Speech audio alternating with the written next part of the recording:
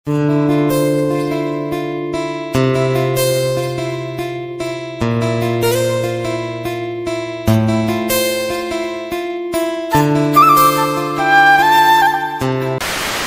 বন্ধুরা, আমাদের নতুন একটা ভিডিওয় তোমাদের অনেক অনেক ওয়েলকাম।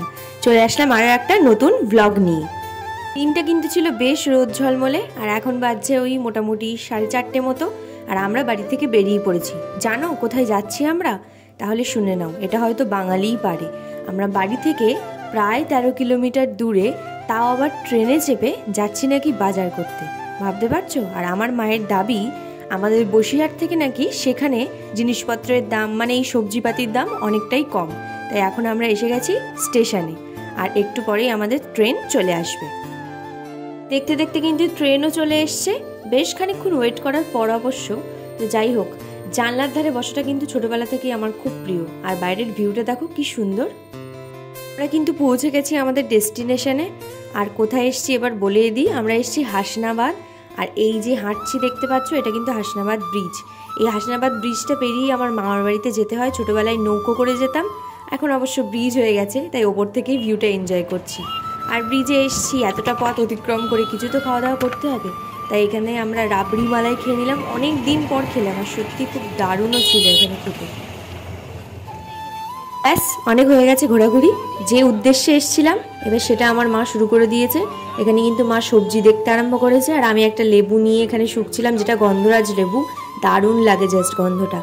অনেক সবজি, এত ভ্যারাইটিস, মানে মাথা খারাপ হয়ে যাচ্ছিল কোনটা। আমি তো সবকটা ভালো করে চিনিও না, তবে যেগুলো চিনি সেগুলো। ওটা কিন্তু বাজারের ভেতরটা, আর এটা একদম স্টেশনের পাশেই বাজারটা আছে। স্টেশনের ওই রেল লাইনটা ধরেই বেশ অনেকগুলো দোকান পরপর বসে। আর সত্যি কথা বলতে এখানে গিয়ে কিন্তু বেশ অ্যাফোর্ডেবল লাগলো। মানে বসিরহাট থেকে প্রতি কিলো দরে 1 টাকা 2 টাকা কম তো হবেই। 1 টাকা 2 টাকা বাঙালির কাছে অনেক ব্যাপার, তোমরা জানোই, যারা আমাদের মতো মিডল ক্লাস। তবে হ্যাঁ, কোয়ালিটিও যে খুব বেশি খারাপ যে 1 টাকা 2 টাকা কম বলে, সেটা কিন্তু একদমই না। মোটামুটি ভালোই কোয়ালিটি। আর ওইদিকে দেখতে পাচ্ছ স্টেশনটা, একদম স্টেশনের পাশেই কিন্তু বাজারটা। সত্যি খুব দারুণ লাগছিল রাত্রিবেলা, ছোটো ছোটো আলো জ্বলছিল, আর সব পরপর অনেকগুলো দোকান। এখানে মা সবজি অলরেডি কিনছে, সবজি কেনা শেষ হচ্ছে না। পার্সোনালি আমার সবজি খেতে একদম ভাল লাগে না, কিন্তু সিনার আবার সবজিটা বেশ প্রিয়। তো তোমরা কারা সবজি খেতে ভালোবাসো, আর কি সবজি তোমাদের ফেভারিট, সেটা কিন্তু কমেন্ট করে জানিও। সিনা তো পটলটা বেশ ভালোই বাসে, আর আমার পার্সোনালি গাজর বা ভেন্ডি এই টাইপের সবজিগুলো ভালো লাগে। তো তোমরাও জানাও কারা কারা তোমরা সবজি খেতে ভালোবাসো, আর কোনটা তোমাদের ফেভারিট। তো অলরেডি সবজি কেনা আমাদের মোটামুটি ডান। এবার আমরা আবার বাড়ির দিকে রওনা দেবো। তো অলরেডি স্টেশন ধরে আমরা হাঁটছি, আর আমাদের ট্রেন কিন্তু প্ল্যাটফর্মে ঢুকে গেছে। হাসনাবাদ থেকে আমরা যাব ভ্যাবলা স্টেশন।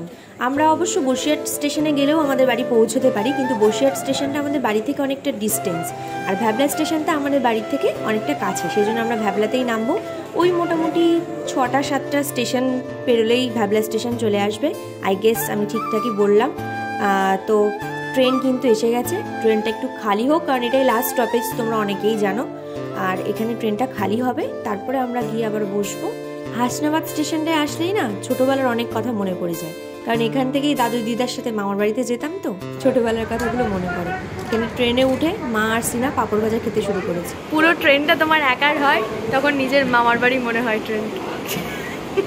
ঠিক এইভাবেই তোমার অ্যাস্থেটিক ভিডিও আনন্দ থাকলেও তখন তোমাকে স্যাড পোজ দিতে হবে, কারণ অ্যাস্থেটিক ব্যাপারটা চাই। তোমার মনে প্রচণ্ড দুঃখ, তার জন্য তুমি ট্রেনের ধারে, এই যে আমার চুলটা খোলা, একটু আগে আমিও একটা ভিডিও শ্যুট করছিলাম তার জন্য, যেটা তোমরা আমাদের ইনস্টাগ্রামে দেখতে পাবে। যাক, ফাইনালি অনেক ভিডিও শ্যুট করা হয়ে গেছে ইনস্টাগ্রামের জন্য। ক্লান্ত এবার আমরা, তো ভিডিওটাও এখানে শেষ করছি। ভালো লাগলে লাইক, কমেন্ট, শেয়ার আর সাবস্ক্রাইব করে দিও আমাদের চ্যানেলটা।